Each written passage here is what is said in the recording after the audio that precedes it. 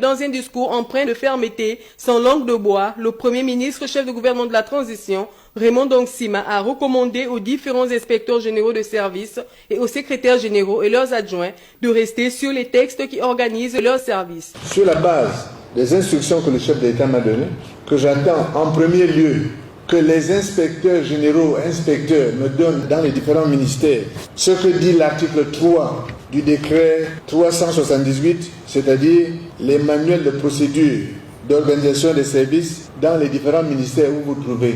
Vous avez 60 jours pour me déposer ces manuels. Si je ne vous les avais pas dans 60 jours, vous êtes relevé de vos fonctions. Je vous assure que je vais faire préparer le texte qui vous relève immédiatement. À partir d'aujourd'hui, je les prépare. Il me restera seulement à remplir le nom. Et ensuite, les secrétaires généraux, vous avez 60 jours pour me déposer un système de notation de vos agents. Si je ne l'ai pas à la fin du mois, 60 jours, vous êtes partis. Vous me donnez un système d'évaluation dans votre direction, comment vous évaluez les gens. Un système objectif. Le copinage, la camaraderie ne nous rendent pas service. Ils affaiblissent notre administration et le compte à rebours commence aujourd'hui.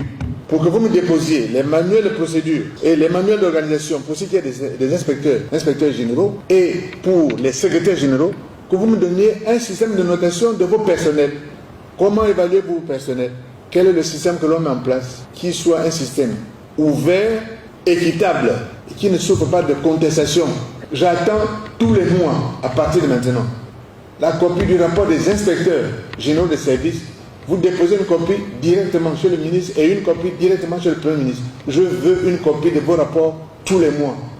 Et ça commence ce mois qui va démarrer là en février. Je veux voir ces rapports, je veux les voir. Vous les déposez en copie directe au cabinet du Premier ministre. Et je vais voir. Si vos rapports sont complaisants, vous êtes partis.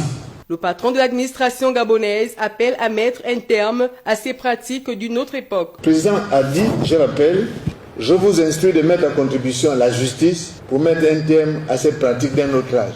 Avant que nous en arrivions à ces extrémités, il faut que vous vous ressaisissiez. Instruit par le chef de l'État, le Premier ministre a demandé aux hauts fonctionnaires de mettre fin à la corruption qui continue de gangréner l'administration gabonaise. La corruption a plusieurs formes. La corruption, c'est le fait de trafiquer un dossier et de ne pas, à l'occasion de l'examen d'un dossier, laisser la place à la personne qui la mérite. C'est déjà la corruption. La corruption, c'est le fait de prendre le dossier qui est en haut, qui doit être traité maintenant, et de le mettre en bas en disant celui qui est venu derrière m'a donné une incitation, ou bien c'est un parent ou c'est un ami, donc je vais traiter son dossier qui est en bas de pile avant le dossier. C'est de la corruption.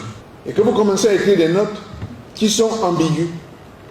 Là, je m'adresse aux secrétaires généraux et les inspecteurs généraux et inspecteurs qui laissent passer ces notes et qui ne font pas remarquer que les notes ne sont pas claires, ne pointent pas les problèmes. Vous êtes dans la corruption aussi.